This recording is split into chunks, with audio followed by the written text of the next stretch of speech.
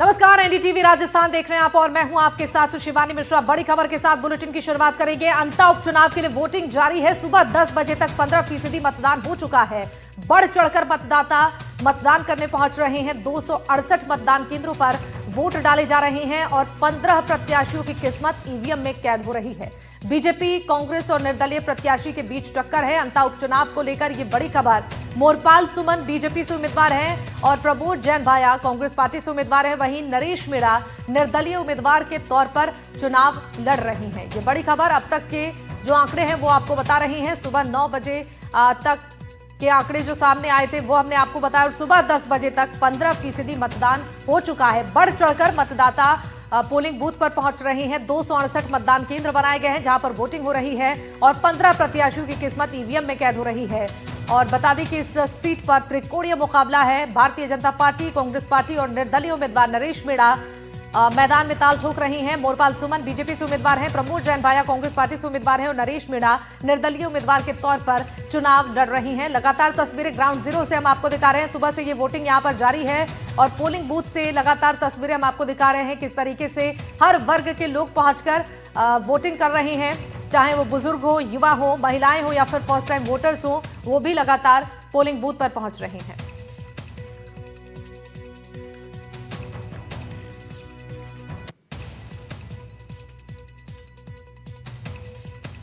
और हमारे साथ तमाम मेहमान जुड़ेंगे और इस पर हम चर्चा करेंगे। उससे पहले एक बार चलते हमारी सहयोगी हर्षा हमारे साथ जुड़ चुकी है। हर्षा, इस वक्त की अपडेट बताइए, कितनी वोटिंग परसेंटेज अब तक सामने आ चुकी है और कैसी तस्वीरें आप देख पा रही हैं जहां मौजूद हैं पोलिंग बूथ पर?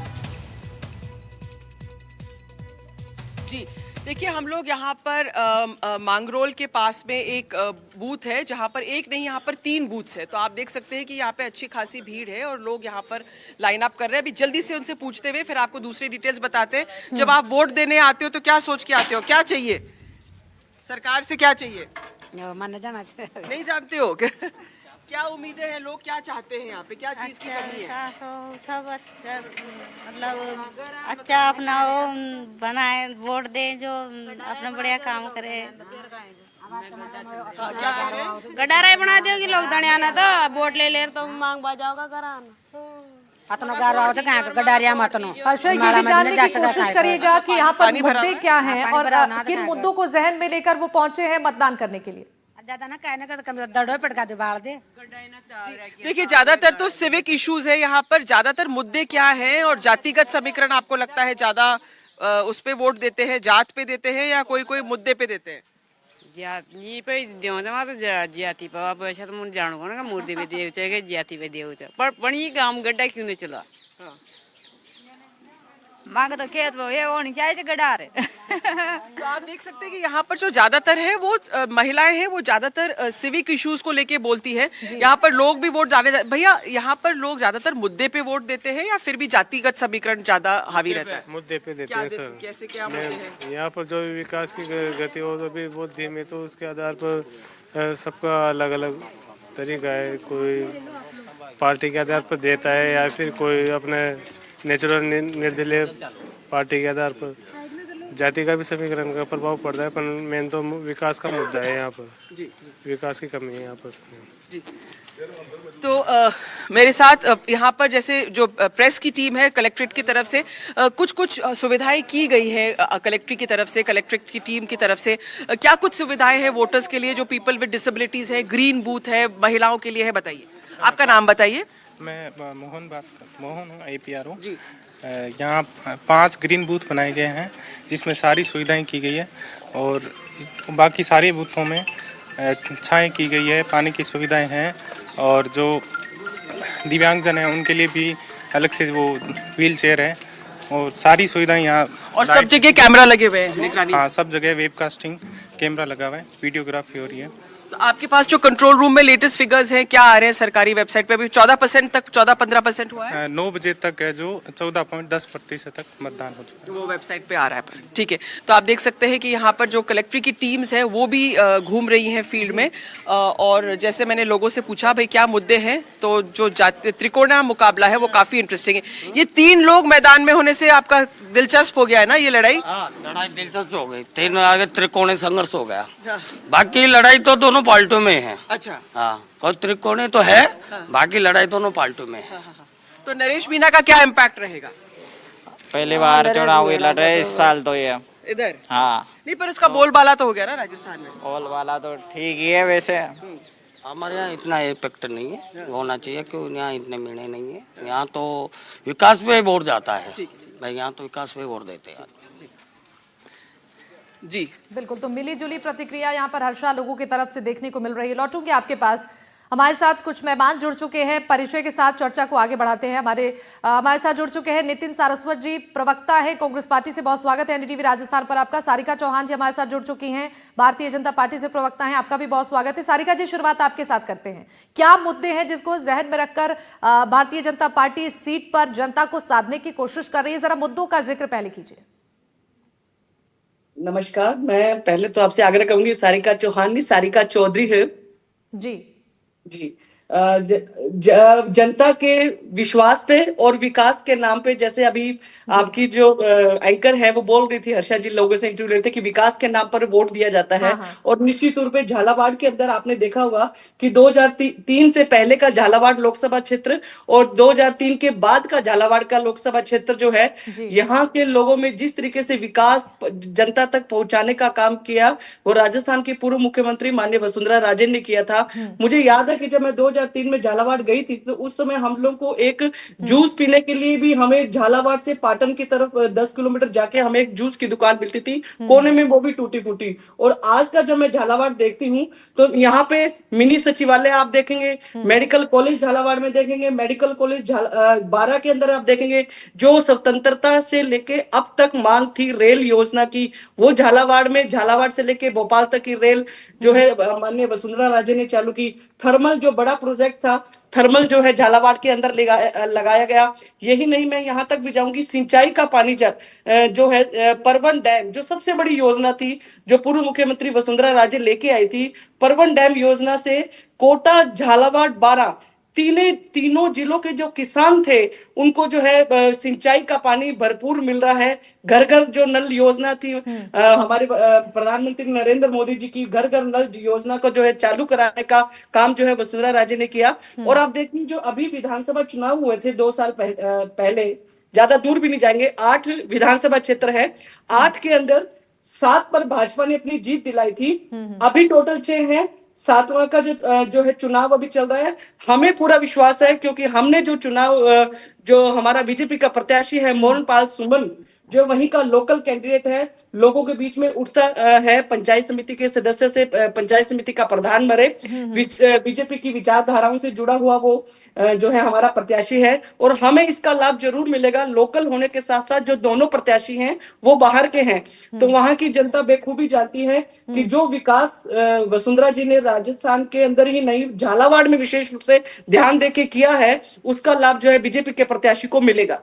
ठीक है, इसका इंतजार करना होगा कि जनता आखिर क्या फैसला सुनाती है। ठीक है, लौटूंगी आपके पास। एक बार नितिन जी के पास चलते हैं। नितिन जी, आपने सुना भारतीय जनता पार्टी के जो मुद्दे थे, अब जरा ये बताइए कि कांग्रेस पार्टी के क्या मुद्दे हैं, किन समस्याओं को लेकर, किन मुद्दों को लेकर कांग्रेस पार्टी अपने उम्मीदवार को चुनावी मैदान में उतारी है। जरा मुद्दों का एक बार जिक्र कर लें।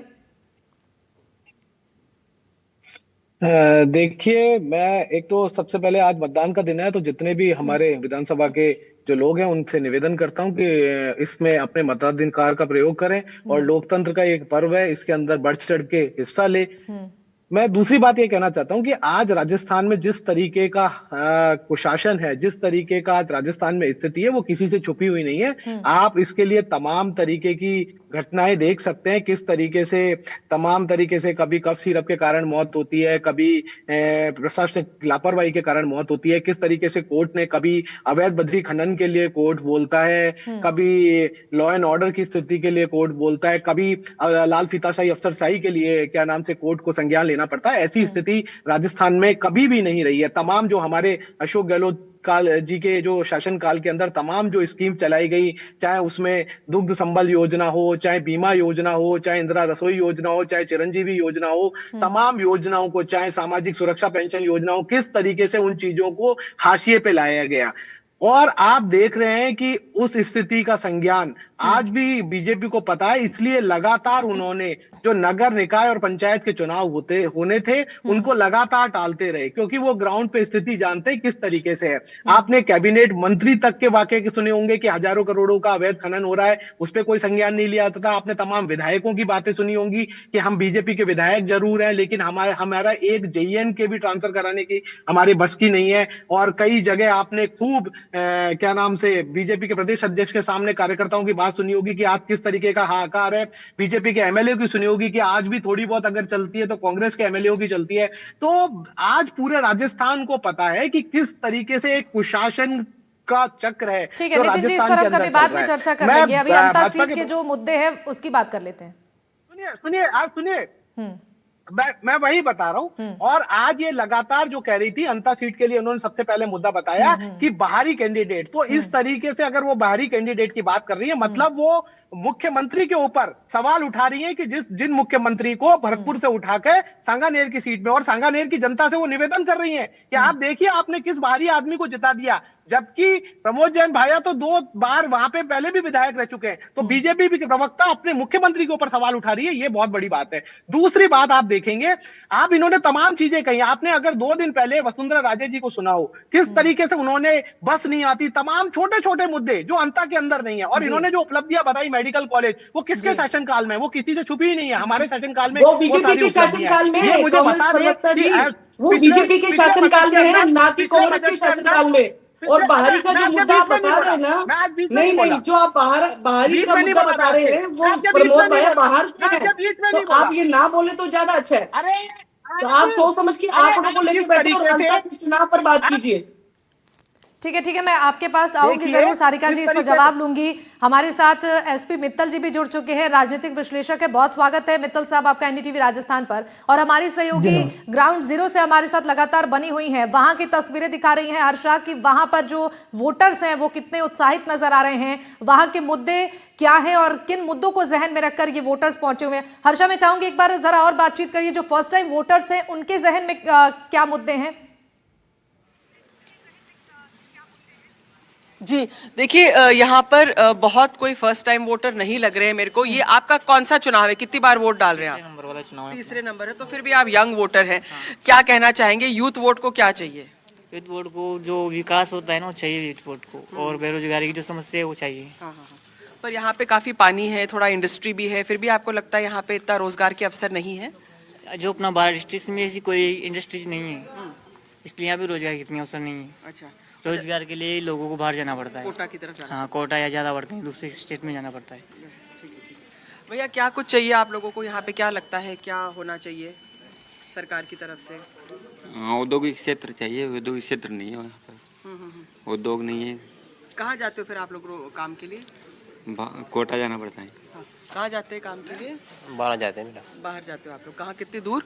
यहाँ से 15-20 किलोमीटर। अच्छा, रोजाना अप डाउन करते हैं। अच्छा जी और भी लोग हैं यहाँ पर। हाँ भैया बताइए। कहना चाहता हूँ, इनका यहाँ पे संचार का साधन नहीं है। जैसे सुबह अयोध्या पकड़नी रहे ना ट्रेन, तो उसके लिए कोई साधन ही नहीं है, बस नहीं है, कोई गाड़ी नहीं है, किसी के पास मान लो बाइक नहीं है तो कैसे पहुँचेगा। और शाम को 7 बजे अगर कोई 12 आ जाए ना, तो उसके लिए कोई बस नहीं है यहाँ गाँव में आने के लिए। ये समस्या है। मांगरोल इतनी बड़ी तहसील है तो उसमें कोई मतलब डिपो नहीं है, बस स्टैंड नहीं है, कुछ भी नहीं है। तो जो रोजगार करने बाहर भी जाते हैं तो भी मुश्किल होता है। हाँ, काफी समस्या है मैम जी। और रोजगार की तो है ही सही, काफी समस्या है रोजगार 12 जिले में। तो देखिए आपने सुना कि सबसे ज़्यादा जो यहाँ पर वोटर्स हैं, खासकर जो पुरुष वोटर्स हैं, करीब 16 लाख पुरुष वोटर्स हैं इसमें, उनको सबसे बड़ी समस्या जो है रोजगार की बता रहे थे, और ट्रांसपोर्टेशन और कनेक्टिविटी की भी। बिल्कुल, तो सबसे बड़ा मुद्दा अभी हर्षा रोजगार का ही देखने को मिला है। हर किसी की जुबान से यही बात सबसे पहले आई है कि रोजगार का एक बड़ा मुद्दा है, एक बड़ी समस्या यहाँ पर बनी हुई है। एसपी मित्तल साहब के पास मैं जाना चाहूंगी। मित्तल साहब, आपने सुना, वोटर्स को भी सुना, आपने कांग्रेस पार्टी के प्रवक्ता और बीजेपी के प्रवक्ता दोनों के भी पक्ष सुने। जरा ये बताइए, त्रिकोणीय मुकाबला इस सीट पर इस बार देखा जा रहा है, किस तरीके के सियासी समीकरण नजर आ रहे हैं और कितने कांटे की टक्कर समझी जा सकती है इस त्रिकोणीय मुकाबले को? देखिए, अभी हर्षा जी ने जो बात की जी, पहले मैं उस संबंध में बताना चाहता हूं कि जिस तरीके देखिए वहां बस स्टैंड तक नहीं है। उन्होंने कहा कि जो मंगरोल जो तहसील है वहां बहुत बड़ी तहसील है, उसमें यदि बस स्टैंड डिपो भी नहीं हो तो हम अंदाजा लगा सकते हैं कि वहां पर जो विकास होना चाहिए था हाँ। वो नहीं हुआ। और ये बात सही है कि वहां के जो युवा हैं उनको कोटा या दूसरे झालावाड़ की ओर रोजगार किया जाता है, क्योंकि वहां पे कोई उद्योग नहीं है। अब जो आपने जो बात की त्रिकोणात्मक मुकाबले की, मैं यहाँ एक बहुत महत्वपूर्ण पॉइंट यहाँ रखना चाहता हूँ जी। कि जब पहली बार जब अंता का विधानसभा का जब परिसीमन हुआ, जब यहाँ चुनाव हुआ यहाँ पर, तो भारतीय जनता पार्टी की ओर से एक मोहनलाल मीणा जो है वो निर्दलीय उम्मीदवार के रूप में चुनाव उन्होंने लड़ा, और रघुवीर सिंह कौशल जो वहां पर भारतीय जनता पार्टी के अधिकृत उम्मीदवार थे, वो वो वहां चुनाव लड़ रहे थे, और प्रमोद जैन भाया कांग्रेस के उम्मीदवार थे। तब वह प्रमोद जैन भाया की जीत इसलिए हुई कि तब त्रिकोणात्मक मुकाबला हुआ और मीणा वोटों का विभाजन हुआ, और अधिकतर मीणा वोट जो है वो जो बागी उम्मीदवार मोहनलाल मीणा है वो प्राप्त कर गए। तो पहली बार जब जीत का प्रमोद जैन भाया के कारण बना, वो त्रिकोणात्मक मुकाबला था, और उसका कारण ये था कि मोहनलाल मीणा जो है वो मीणा उम्मीदवार थे। तो अभी जो स्थिति आई है वो भी वही त्रिकोणात्मक मुकाबला है, वही स्थिति जो 16 साल पहले की थी, आज फिर वही स्थिति क्या नाम से अंत में हमें देखने को मिल रही है। नरेश मीणा ने इस मुकाबले को त्रिकोणात्मक बना दिया है। देखिए वहां पर मीणाओं की संख्या जो है वो करीब 40,000 के मतदाताओं से ज्यादा संख्या है, तो इसमें कोई दो राय नहीं। देखिए हमने जिस तरीके से अभी सभाओं में भी देखा कि नरेश मीणा की सभाओं में जबरदस्त लीड देखी गई, चाहे उन्होंने गांव में की हो, और हनुमान बेनीवाल भी वहां चले गए, राजेंद्र हुड्डा भी वहां चले गए, आम आदमी पार्टी के नेता भी वहां चले गए। तो ये मुकाबला त्रिकोणात्मक मुकाबला हो गया। मैं यहाँ एक क्या नाम से मुद्दा यहाँ और रखना चाहता हूँ कि देखिए अंता में मौजूदा समय में 2,28,000 वोटर है, और ये माना जा रहा है अभी जिस तरीके से मतदान की जो रफ्तार है और जो पिछला जो रिकॉर्ड मतदान कर रहा है वहां पर क्या नाम से अंता में, मेरा ऐसा मानना है कि शाम होते होते वहां करीब 80% मतदान होगा। और यदि 80% मतदान होता है तो आप ये मान के चलिए कि 1,62,000 के करीब क्या नाम से वोटर वहां पर हो जाएंगे। इस हिसाब से यदि जिसको 70,000 वोट मिलेंगे, मुझे लगता है उसकी जीत क्या नाम से तय होगी। और जब हम त्रिकोणात्मक मुकाबले की बात करते हैं और जब हम नरेश मीणा की उम्मीदवार की बात करते हैं, तब ये लगता है कि क्या नाम से यहाँ जो मुकाबला होगा वो एक तरह से कांग्रेस के लिए थोड़ा नुकसानदेह साबित होगा, और भारतीय जनता पार्टी को इस बात की बढ़त मिलेगी कि जो मीणाओं के जो वोट हैं वो क्या नाम से काफी संख्या में नरेश मीणा को प्राप्त होंगे। तो ये जो त्रिकोणात्मक मुकाबला है, मुझे लगता है इससे क्या नाम से कांग्रेस को नुकसान होने की ज्यादा संभावना। ठीक है, सारिका जो उस समय कुछ कहना चाह रही थी जब नितिन जी अपनी बात को रख रहे थे, और ये बात बता रहे थे कि बीजेपी सिर्फ क्रेडिट लेने का काम कर रही है, यहाँ पर जो भी विकास के काम हुए हैं वो कांग्रेस के शासनकाल में हुए, जरा इस पर जवाब दीजिएगा। बिल्कुल, मैं आपका ध्यान लेना चाहूंगी कि 2 साल के अंदर राजस्थान के अंदर भजनलाल जी की सरकार है, और जिस रफ्तार से राजस्थान के अंदर जो विकास की गति पकड़ी है वो जग जाहिर है। मोटी मोटी बात में कहूँ, जैसे अभी बेरोजगारों का मुद्दा चल रहा था, तो जैसे राइजिंग राजस्थान जो माननीय भजनलाल जी ने किया था, तो उसके अंदर तकरीबन जो है 75,000 करोड़ से ऊपर MOU हुए थे, और ये आपको दिलाऊंगी उसमें से 50% जो है धरातल पर काम करना शुरू हो चुका है, और उसका जो है लाभ राजस्थान की जनता को जरूर मिल रहा है और मिलना शुरू भी हो गया।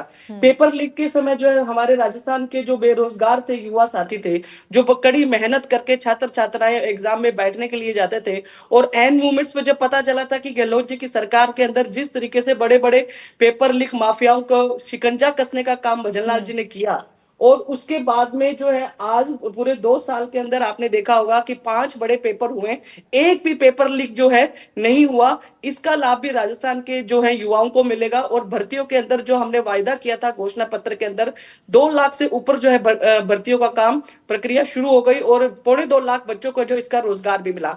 अब बात अंतर चुनाव की आएगी, तो मेरा भी अंतर चुनाव कि जो मतदाता हैं उनसे हाथ जोड़ के गुंजाइश रहेगी कि आप बढ़ चढ़कर इस मतदान के अंदर जो है आप भाग लीजिए, और हमारे बीजेपी की जो प्रत्याशी है मोरपाल सुमन, उसको विजय बताएं, क्योंकि राजस्थान के अंदर जो माननीय पूर्व मुख्यमंत्री वसुंधरा राजे ने झालावाड़ के अंदर जिस तरीके के विकास की गति लेके आए, चाहे आप धार्मिक जो जीर्णोद्धार का कार्य है जो वसुंधरा राजे ने किया था, बड़ी सरस डेयरी जो है वहां के लोकल लोगों को इसका लाभ मिल सके, मजदूरों को, और वहां के लोकल जो है युवा है उसका लाभ जो है वसुंधरा जी ने दिलाया।